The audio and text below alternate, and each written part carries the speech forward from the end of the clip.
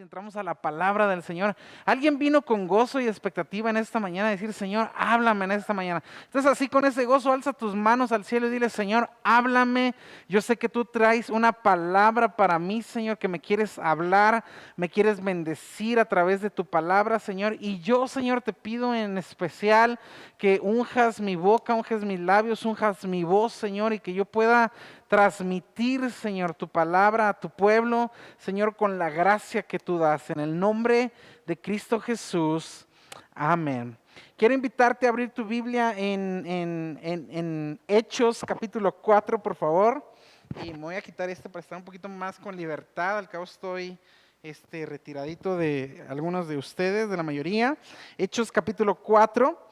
Versos 32 en adelante. Si no traes tu Biblia, puedes encender tu Biblia si la traes en el celular, o bien si aquí en el proyector podemos proyectar. Versos 32 al 37 nos dice la palabra de Dios de esta manera. Dice: y la multitud de los que habían creído eran de un corazón y un ¿qué? Un alma. Dice que había una multitud, ¿verdad?, que había creído. Lo que estamos leyendo, familia, son los orígenes de cómo inicia una iglesia, ¿verdad? De cómo inició la iglesia una vez que nuestro Señor Jesucristo partió, ascendió a los cielos y dio instrucciones a sus discípulos de ir, de predicar el evangelio por todo el mundo, ¿verdad? Bautizando a todos aquellos que creían. Cuando los discípulos se reunieron y recuerdan, el Espíritu Santo llegó sobre ellos, la iglesia nace. Un día Pedro predica, 3,000 se convierten, nace una iglesia poderosa, ¿verdad? Nace una iglesia muy, vamos a decirlo, brillante, ¿verdad? Y nos vamos a leer aquí cómo era el corazón de esta iglesia, como a veces solemos llamarla iglesia primitiva. Y nos dice: y todos los que habían creído, y toda la multitud de los que habían creído, dice, eran de un corazón y un alma. Dice: y ninguno decía ser suyo propio nada, dice, de lo que poseía, sino que tenían todas las cosas en común. Dice: y con gran poder los apóstoles daban testimonio de la resurrección del Señor Jesús, y abundante gracia era sobre todos ellos. Así que no había entre ellos ningún necesitado. O sea, ¿te puedes imaginar la calidad de iglesia que se nos está describiendo? Nos dice que la iglesia tenían todos un mismo sentir, había un corazón, eran de un alma. O sea, había algo sobre ellos que los distinguía, ¿verdad? Eran más que una hermandad, eran más que una fraternidad, eran más que compañeros, eran más que familia, ¿verdad? Tenían un corazón y un alma. Abundante generosidad había, porque dice que todos, que nadie decía tener algo en propiedad alguna, dice, sino que todas las cosas las tenían en común. Dice: y con gran poder los apóstoles daban testimonio de la resurrección del Señor Jesús. Dice: así que no había entre ellos ningún necesitado. O sea, no había necesidad, familia. No había ni siquiera por qué pedir o por qué hacer, porque no había necesidad en esta iglesia. Todos tenían un corazón para dar. Dice, pues no había ningún necesitado, porque todos los que poseían heredades o casas las vendían y traían el precio de lo vendido, ¿verdad? O sea, había tal corazón por la iglesia que la gente daba, familia. O sea, en la iglesia no había necesidad, porque era tanto el amor que se había desbordado sobre ellos, que daban, que había una generosidad extrema, al grado de que estaban vendiendo sus propiedades y traían el dinero a la iglesia, a los apóstoles. Dice: y lo ponían a los pies de los apóstoles, verso 35, y se repartía cada uno según su necesidad. Entonces José, a quien los apóstoles pusieron por sobrenombre Bernabé, que traducido es hijo de consolación, levita natural de Chipre, como tenía una heredad, la vendió y trajo el precio y lo puso a los pies de los apóstoles. Lo que estamos leyendo, familia, es lo que yo considero el corazón de una iglesia, como lo dije ahorita, de la iglesia primitiva. Este era el corazón que había en aquellos hermanos que nos precedieron a nosotros. O sea, tenían un corazón, tenían un alma. O sea, ellos habían entendido lo que Jesús, lo que el amor de Dios había hecho por ellos. Ellos habían entendido el poder de Dios al resucitar a Jesucristo, al levantarlo y ascenderlo al cielo. Ellos habían entendido realmente lo que Dios quiere hacer en cada uno de nosotros. Y nos dice que esta era la razón por la cual todos ellos tenían un mismo sentir, eran de un mismo corazón, eran de una misma alma. No había necesidad. Dice que había poder para predicar el evangelio. O sea, quiero que por un momento te imagines la iglesia de tus sueños, ¿verdad? ¿Alguien se ha hecho alguna vez alguien se ha puesto a imaginar alguna vez la iglesia de sus sueños? Cierra los ojos. ¿Y cómo sería la iglesia de tus sueños, verdad? Oh, no, pues la iglesia de mis sueños sería un lugar donde yo pueda llegar y me pueda sentir muy amado, un lugar donde yo pueda llegar y sentir que me entienden, un lugar en el cual yo puedo llegar y sentir que no tengo necesidad de nada, ¿verdad? Porque aquí lo recibo todo. Qué hermoso sería, ¿sí o no, iglesia? Si todos los días que nos reunamos como iglesia podamos sentir esto, ¿verdad? Sería glorioso. Sería como vivir el cielo en la tierra, familias. Y yo creo con todo mi corazón, familia, que cuando yo estaba leyendo este pasaje, algunas cosas empezaron a surgir en mi corazón. Y yo le empecé a preguntar a Dios y le dije, bueno, Señor, ¿por qué hoy día, no digo que en todas, pero ¿por qué hoy día en la mayoría de las iglesias no podemos sentir esto? Y mientras yo meditaba en este pasaje y yo meditaba en lo que sería la iglesia de mis sueños, un lugar así como el que te acabo de escribir, un lugar lleno de amor, un lugar donde no hay envidia, un lugar donde todos los hermanos nos echamos la mano, un lugar donde no hay necesidad ni por qué pedir, porque todo es suplido, un lugar donde realmente tenemos un mismo corazón. Mientras yo me meditaba en esto y me preguntaba esto, yo creo, amados, que el Señor me llevó a recordar que hay ciertos componentes que de alguna manera hemos descuidado nosotros los creyentes y por lo cual no estamos viviendo una iglesia así, una iglesia gloriosa. Yo creo, familia, que estamos viviendo tiempos muy complicados.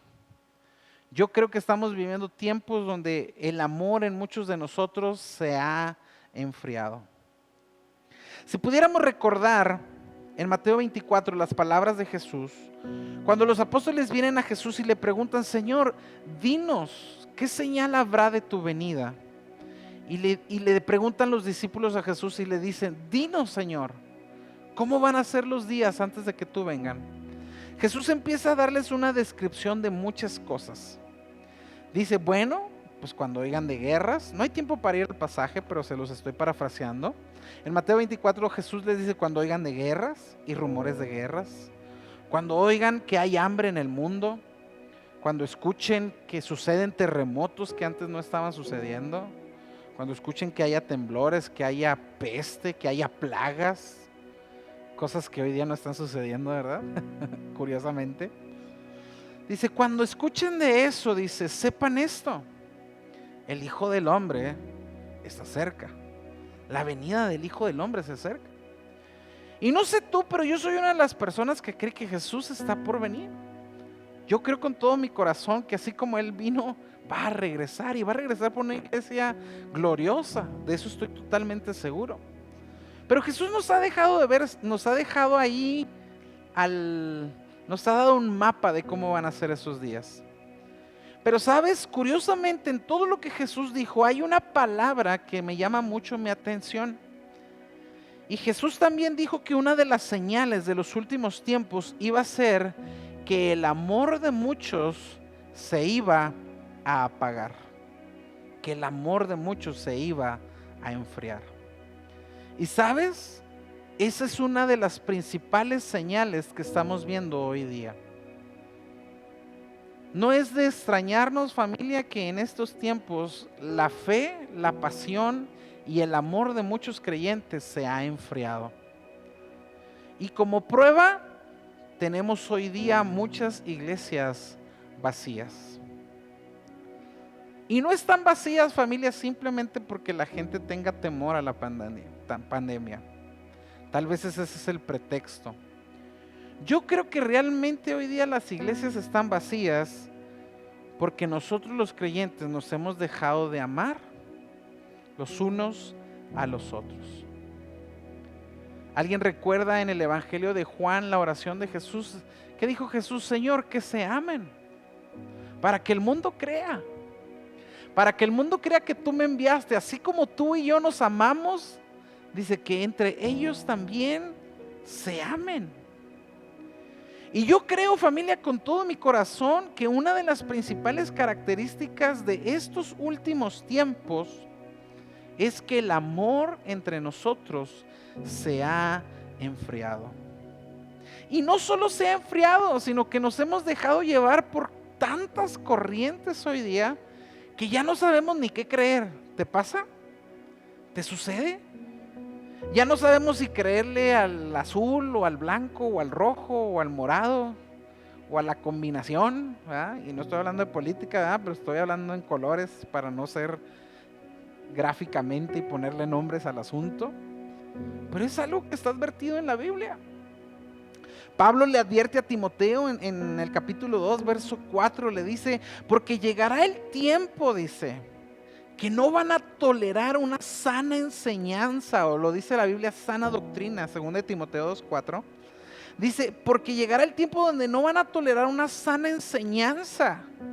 Dice, sino que llevados de sus propios deseos, se rodearán de maestros que les digan novelerías que quieren oír y dejarán de escuchar la verdad y se volverán a los mitos o las fábulas.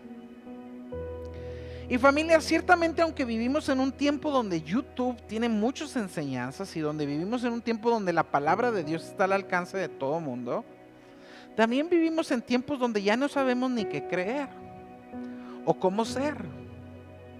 No sé si tú eres de esos que a veces le vienes y le preguntas al pastor, oiga pastor, nosotros somos azules o rojos, ¿eh? Oiga pastor, nosotros, ¿qué rollo con nosotros? ¿Eh? Bueno, yo era de esos al menos. Pero yo creo que como iglesia hemos perdido ciertas esencias que están en la Biblia y que Dios demanda de nosotros. Ahora, ¿cuál será el antídoto para esto? Yo creo que el antídoto de una iglesia que se enfría, y yo creo que el antídoto de una iglesia que deja de ser o de funcionar en los propósitos que Dios la ha llamado a hacer, siempre será el gran mandamiento. Di conmigo, el antídoto siempre será recordar el gran mandamiento. Familia, esto es doctrina muy básica, esto es el kinder de todo cristiano. ¿Alguien me puede decir cuál es el gran mandamiento? Amar a Dios y amar al prójimo. Cuando los discípulos le preguntaron a Jesús y le dijeron, ¿cuál es el gran mandamiento? Jesús dijo, amarás al Señor tu Dios con todo tu corazón. Di conmigo, corazón. Y le dijo, y amarás al Señor tu Dios con toda tu alma. Di conmigo, alma. Y lo amarás con toda tu mente. Di conmigo, mente. ¿Verdad?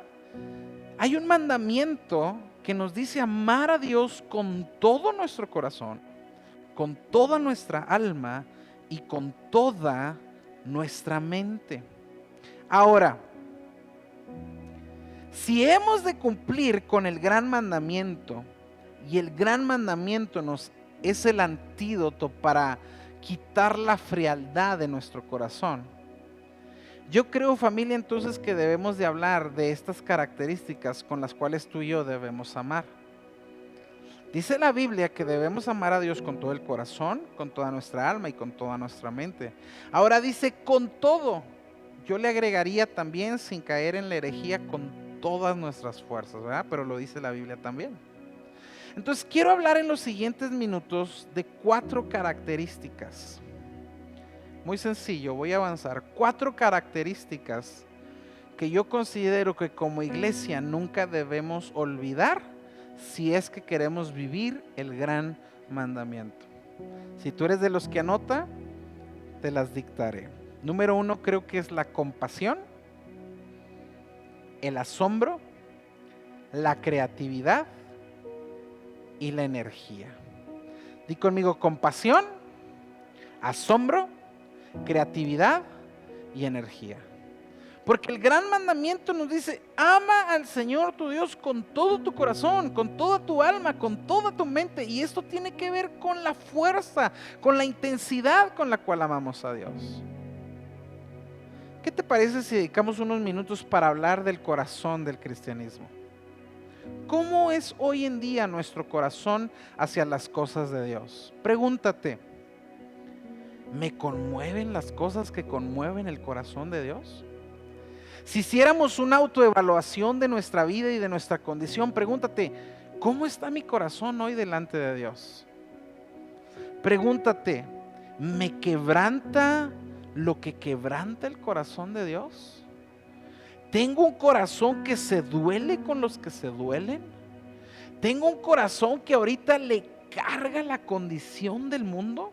Me carga ver la necesidad, me duele ver cómo hay familias que están sufriendo. Familia, si esta no es nuestra condición, me temo que algo está mal en nuestro corazón y no estamos viviendo el gran mandamiento. Porque como iglesia se requiere que seamos brutalmente honestos y nos demos cuenta que hemos dejado a un lado la compasión. Por mucho tiempo, te quiero decir, la iglesia era la primera institución en encargarse de la compasión en el mundo. Cuando la lepra llegó al Imperio Romano, cuando la peste llegó al Imperio Romano, ¿sabes quiénes eran los primeros en atender a los enfermos? Los cristianos. ¿Sabes tú cuál fue la primera institución en establecer hospitales en el mundo? Fue la iglesia. Fueron los cristianos los que establecieron hospitales.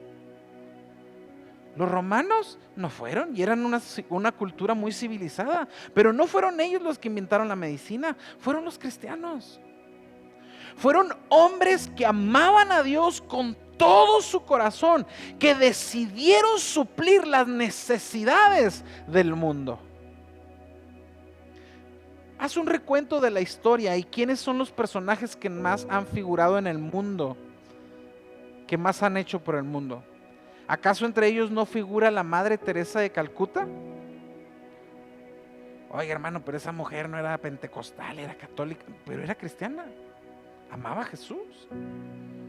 Y no se fue allá a la India, a Calcuta, a una ciudad llena de pobres y llena de leprosos, donde ella vivió entre ellos y los atendió y recibió a cientos de niños, de indigentes.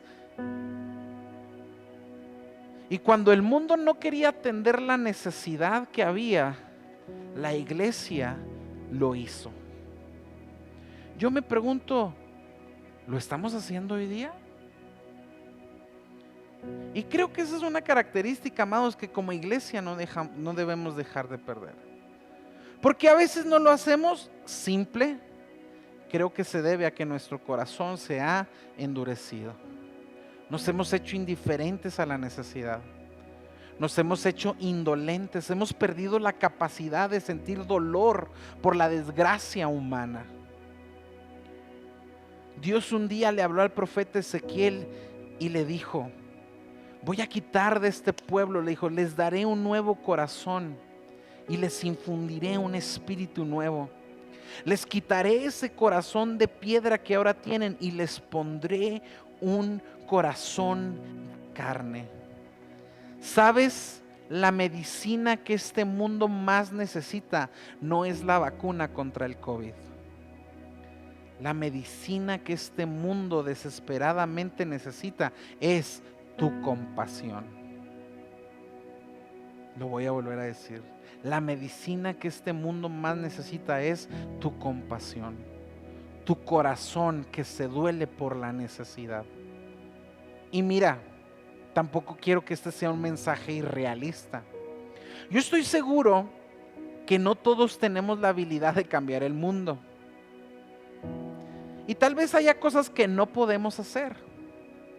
Pero no podemos dejar de hacer lo que podemos hacer por las cosas que no podemos hacer. Tal vez tú no puedas cambiar a Chihuahua porque es muy grande, pero sí puedes empezar a marcar un cambio en el lugar y en el entorno que Dios te dio. ¿Estás de acuerdo conmigo en esto? Tal vez no puedas ir y atender toda la necesidad de la ciudad, pero sí puedes empezar a atender la necesidad que hay en tu lugar. ¿Sabes por qué hoy yo estoy aquí arriba de esta plataforma predicando? Porque hace muchos años atrás hubo una hermana, se llamaba Lupita Vitar, que tenía un carrito, un Chevy chiquito, así de mucho, 3, 4 pasajeros, ya se me hace multitud en un carrito de esos. Pero cada sábado ella agarraba su carrito y desde las 7 de la mañana, yo creo bien temprano, se iba a las casas y llegaba y tocaba y: señora, hoy va a ser la escuelita de los niños en la iglesia, ¿dejaría usted ir a Erika a la escuela dominical del sábado? Y llenaba el carro y echaba vueltas toda la mañana, al grado de que, no te miento, juntaba más de 30, 50 niños cada sábado para darles una clase bíblica. Yo nunca voy a olvidar a la hermana Lupita Vitar. Hace unos años murió y se fue con el Señor, pero jamás la voy a olvidar. ¿Sabes por qué? Porque ella era una hermana que estaba llena de compasión, que no tenía por qué gastar su gasolina, no tenía por qué ocupar su ajetreado sábado. Y no sé si se esté grabando esto o no, pero yo no sé si incluso tendría todo el apoyo de su familia, porque a veces hasta el servir, familia, nos mete en problemas. Porque a veces, ¿para qué tanto? ¿Para qué vas todos los días? Ahí en la iglesia te la pasas. ¿Ah? Y ahí, perdón si estoy tocando callos, ¿verdad? Pero pasa y sucede. Pero hoy estoy aquí porque hubo alguien que un día tuvo un corazón lleno de compasión. ¿Qué puedes hacer tú? ¿Lupita Vitar cambió la ciudad? No. ¿Cambió Ciudad Juárez? Desde luego que no. Pero hizo algo por mí, cambió mi vida. Tal vez tú no puedas cambiar la ciudad, pero puedes hacer algo para cambiar la vida de alguien, para cambiar la vida de un niño, para empezar a sembrar un corazón de compasión. La próxima vez que veas cuando tu vecina tiene necesidad, es la máxima oportunidad que Dios te está dando para mostrar compasión. Cuando veas un niño vago ahí que nadie le pone atención en el barrio, pídele permiso a su mamá y tráelo a la iglesia. Porque tal vez no puedas cambiar el mundo, pero puedes empezar por cambiar la vida de alguien. Y la segunda característica no solo es la compasión. La segunda característica también que te quiero hablar es que nos dice no solo amar a Dios con todo el corazón, sino con toda el alma. Familia, el alma es la parte donde se almacenan todos nuestros sentimientos. El alma es la que tiene la capacidad de percibir aquellas cosas que nos asombran. ¿Sabes también por qué creo yo que hemos dejado de ser una iglesia vibrante y poderosa? Porque hemos perdido la capacidad de asombro. Porque hemos perdido la capacidad de asombrarnos en lo maravilloso que es nuestro Dios. ¿Sabes? Simple y tan sencillamente te lo digo con estas palabras. Hoy los milagros ya no son asombrosos en nuestra alma. Simplemente el hecho de levantarnos cada mañana y amanecer con vida ya no es algo que nos asombre. Cuando no te has dado cuenta que simplemente el hecho de que cuando tus ojos se abren ya es un milagro de parte de Dios en tu vida. Porque ¿quién te asegura que vas a vivir mañana? ¿Acaso no dice la Biblia en el libro de Santiago qué es nuestra vida? Dice: nuestra vida ciertamente es neblina que aparece por un poco de tiempo y luego ¿qué?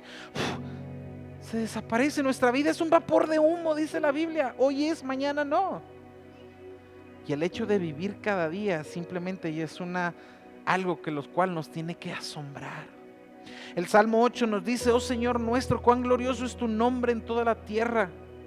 Has puesto tu gloria sobre los cielos, de la boca de los niños y de los que maman fundaste la fortaleza a causa de tus enemigos.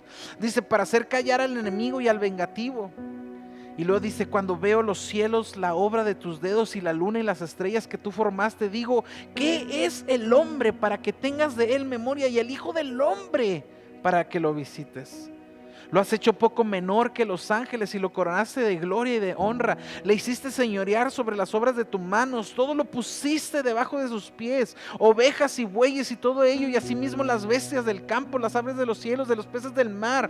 Todo cuanto pasa por senderos del mar. Oh Jehová nuestro, cuán grande es tu nombre en toda la tierra. ¿Sabes quién escribe este salmo? Un hombre que está maravillado de Dios. ¿Cuándo fue que dejaste de perder el asombro por Dios? ¿Cuándo fue la última vez que Dios te dejó de asombrar? ¿Cuándo fue la última vez que dijiste, no manches Dios, o sea, eres grande? No manches es una palabra hebrea de expresión de wow, mucho asombro, ¿eh? ¿Sabes? La adoración es un asombro que trasciende. De un asombro que no tiene límites ni medidas. ¿Cuándo fue la última vez que dejaste de soñar?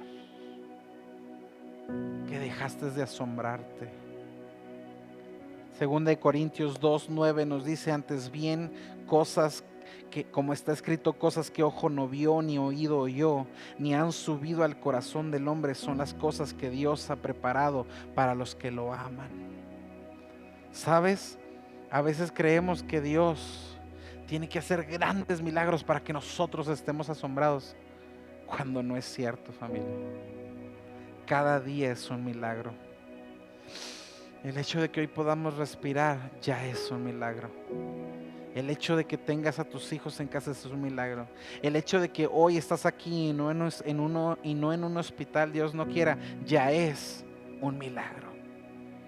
Pero nos hemos dejado de asombrar por Dios. Hemos perdido, nuestra alma poco a poco se ha dejado de asombrar. Y sabes, cuando el alma se deja de asombrar por Dios, el alma se comienza a marchitar. Tú fíjate en una persona que ya no sueña, y es una persona que ya no tiene razón por la cual vivir. Fíjate en una persona, me encanta la frase que tienen en su casa. ¿Qué dice? ¿Se la saben de memoria? ¿Ustedes la escribieron? ¿Qué? Los sueños o algo así, no se la saben, pero me encanta. Pero por ahí va la onda. Habla acerca del principio de los sueños, ¿verdad? Cuando el alma deja de soñar, el alma se empieza a marchitar. Es como cuando andas de novio, ¿no? Cuando dejas de conquistar, dejas de cortejar y de enamorar. Lo mismo sucede con Dios. ¿Por qué? Porque nos acostumbramos a los milagros. Nos acostumbramos y lo vemos como algo común. Y quiero avanzar porque el tiempo corre. No solo el alma. Dicen, no solo amarás a Dios con todo tu corazón, con compasión, con asombro, sino dice con toda tu mente. ¿Sabes? Muchos de nosotros dejamos de crecer en el Señor porque dejamos de aprender del Señor. Pablo en Romanos 12:2 nos dice, no te amoldes a este mundo, no te acostumbres al mundo. Dice, renueva tu mente cada día para que la puedas transformar y entonces puedas entender lo bueno, la gracia de Dios, lo bueno, lo agradable y lo perfecto. Yo uso la Biblia parafraseada, pero me entienden, ¿verdad? Cuando una idea nueva ensancha la mente, esa mente nunca regresa a su forma original. ¿Sabes? Dios nos ha creado con la habilidad de aprender hasta el día de fallecer. Cada día hay una oportunidad nueva para aprender algo nuevo de Dios. Dios no es un ser estático. Dios es luz inaccesible. De Él siempre está emanando gloria tras gloria tras gloria cada vez. Por eso es que no lo podemos ver.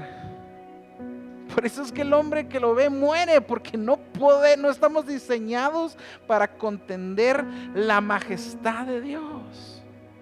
No pudieras verlo y soportarlo. No pudieras, simple y sencillamente. Por eso es bueno que nunca dejemos de aprender. Ama los tiempos de enseñanza.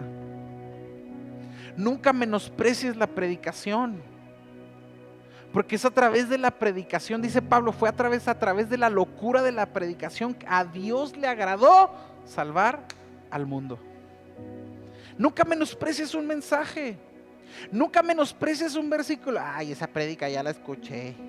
No, porque Dios siempre va a tener una palabra que hablarte. Y aún, ¿cuántas veces te ha pasado que a lo mejor tú eres de los que ha leído la Biblia de pasta a pasta, y a veces un simple versículo a veces viene y ¡pum! Es una bomba. Dios nos habla, nos reta. ¿Por qué?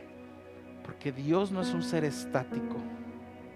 Pero creo que muchas veces nuestra alma se deja de asombrar, y muchas veces también nuestra mente deja de aprender. Y creo que muchas veces nos conformamos con metodologías mecánicas y teologías irreflexivas, y dejamos de perder ese asombro y esa habilidad de aprender de Dios algo nuevo. Proverbios 25:2 nos dice: la gloria de Dios es ocultar un asunto, pero la gloria de los reyes es investigarlo. Yo te quiero decir algo: no podemos adorar a Dios en ignorancia, porque si no nuestra adoración estaría vacía. Cuando Jesús habló con la samaritana, le dijo: mas la hora viene y ahora es cuando los verdaderos adoradores adorarán al Padre. Parece trabalenguas, ¿verdad? Tres tigres, dice: adorarán al Padre en espíritu y en verdad, porque también el Padre tales adoradores busca que le adoren. Dios es espíritu, y los que le adoran en espíritu y en ¿qué? Verdad, con entendimiento, es necesario que lo adoren. Pero a veces cómo nos hacemos dogmáticos. Nos gusta adorar a Dios nada más con lo que nos platica la gente, pero no nos gusta adorar a Dios con el entendimiento. ¿Por qué? Porque el entendimiento requiere esfuerzo, requiere que todos los días agarres tu Biblia y leas acerca de la palabra de Dios, requiere que vengas a los cursos de discipulado, requiere que vengas a las enseñanzas. Pero no queremos pagar ese precio. Entonces simplemente adoramos a Dios prácticamente con lo que escuchamos el domingo. Tengo una pregunta: usted viviría, si yo lo llevo al bufete ahorita, amén, aleluya, espero no sea algo profético, pero si yo lo llevo al bufete ahorita y le digo: coma todo lo que quiera, hermano, porque el resto de la semana no va a comer nada, ¿sería suficiente para su vida? ¿Verdad que no? ¿Verdad que a las 8, a las 6 de la tarde ya estaría: mamá, ¿qué vamos a comer? ¿Verdad? Como mis hijos, ¿verdad? Apenas estamos comiendo, pero papá, ¿qué va a ser la cena? Ay, híjola. ¿Por qué? Porque nunca es suficiente. Y creo que a veces hemos perdido una santa curiosidad de asombrarnos por Dios. A veces nos volvemos más críticos y menos creadores. A veces nos volvemos más imitadores, pero menos soñadores. Eso está para el Twitter, Le doy permiso, no tiene copyright. Y quiero terminar hablándote no solo de la compasión, del alma y la mente que necesitamos. Necesitamos amar a Dios con todas nuestras fuerzas. ¿Sabes? Amar a Dios con todas nuestras fuerzas, y termino con esto, es amarlo con todo nuestro trabajo. Voy a decir algo que no es un término teológico correcto. Cuando la Biblia habla del incienso se refiere a la oración. Pero yo creo esto, sin caer en lo irreverente. A veces nuestro mejor incienso que podemos ofrecer a Dios es el sudor de nuestro trabajo. Creo que hoy día la iglesia ha perdido el amor por servir. Cada vez vemos menos voluntarios en la iglesia. Cada vez son menos los misioneros que están dejando todo por irse a servir. Cada vez son más los pastores que están renunciando al ministerio porque están cansados. Cada vez son menos los obreros que trabajan en la mies. ¿Por qué? ¿Porque es fácil? No, no es fácil. Si usted cree que servir a Dios es fácil, le han mentido y le han engañado. No es fácil. La Biblia nos dice en el Salmo 126:6, nos dice: irá andando y llorando el que lleva la preciosa semilla. Dice: mas volverá a venir con regocijo trayendo sus gavillas. De que hay gozo al final del camino, te lo puedo asegurar. Hay un gozo cuando sirves a Dios. Pero de que en el proceso va a haber lágrimas, va a haber lágrimas. Muchachos, ustedes que están aquí, quiero decirles, son increíbles. Simplemente hay muy jóvenes aquí que se aventaron 2 servicios ahorita, que tocaron 2 veces. Hay maestra que está dando 2 veces clase. ¿Por qué? Porque irá andando y llorando el que lleva la preciosa semilla. Pero cuando esos niños crezcan y cuando esta iglesia alcance todo lo que tenga que alcanzar, ustedes serán los primeros en gozarse, y ustedes allá, los niños que están allá, serán los papás serán los primeros en gozarse cuando vean que sus hijos han crecido con principios bíblicos, que sus hijos aman al Señor, que sus hijos andan por buenos caminos. ¿Por qué? Porque hubo alguien que estuvo dispuesto a pagar el precio al enseñarle clases a los niños. ¿Sabes? Nuestro trabajo se convierte en adoración. No me vengas a decir que tú amas a Dios con todo tu corazón, con toda tu alma y con toda tu mente, cuando no tienes en mente estas cualidades: la compasión, el asombro, el esfuerzo y la habilidad de soñar. Santiago dice: la fe sin obras es fe muerta. Oiga, hermano, pero la salvación no es por obra. Estoy de acuerdo, la salvación no tiene nada que ver con algo que tú hagas. Pero una vez salvo, tiene que ver con todo lo que tú hagas. Porque Dios te salvó no para que vengas y ocupes un lugar. Dios te salvó para que seas la luz de este mundo, para que seas la sal de esta tierra. Y la sal, si pierde su sabor, dice que es insípida y ya no tiene función alguna y solo es hollada y echada a un lado. ¿Sí me entiendes lo que te quiero decir? ¿Cómo necesitamos volver al principio? Ahora, ¿esto es algo que pasa en la iglesia hoy actual? No, es algo que ha pasado a través de los tiempos. Porque la forma más primitiva de amar a Dios no es hacer cosas para Él. La cosa más primitiva que podemos hacer a Dios es amarlo con el gran mandamiento, con todo nuestro corazón, con toda nuestra alma, con toda nuestra mente, con todas nuestras fuerzas. Si tú percibes hoy día que has perdido estas habilidades, te tengo una buena noticia. Cuando Jesús reprendió a una de las iglesias, Jesús le dice en Apocalipsis 2, 4 al 5, nos dice: sin embargo, tengo en tu contra que has abandonado tu primer amor. Es de cuenta, les dice: has dejado el primer mandamiento. Y el verso 5 les dice: recuerda de dónde has caído, arrepiéntete y vuelve a practicar las obras que hacías al principio. Porque si no te arrepientes, iré y quitaré de su lugar tu candelero. ¿Cuál es la respuesta ante esta situación? Arrepentimiento. Y volver a hacer lo que tenemos que hacer. Muy sencillo. Este no es un mensaje que nos condena, este es un mensaje que nos debe de animar. Si has dejado de ser compasivo, si has dejado de soñar, si has dejado de asombrarte, si has dejado de trabajar y de servir, Solo arrepiéntete y vuelve a hacerlo. Vuelve a retomar el compromiso. Es todo lo que Dios está pidiendo de ti. ¿Por qué no cierras tus ojos ahí donde estás? Bien cerrados. No es mi deseo ni mi intención avergonzar a nadie. Pero si tú dices, ¿sabes qué, pastor? Tienes razón. Yo soy eso. A lo mejor no en todas las áreas, pero hay áreas en las que yo no he estado cumpliendo el gran mandamiento. Simplemente ahí donde estás, levanta tu mano, no a mí, al Señor, y dile, Señor, perdóname. Yo quiero volver a practicar estas cosas.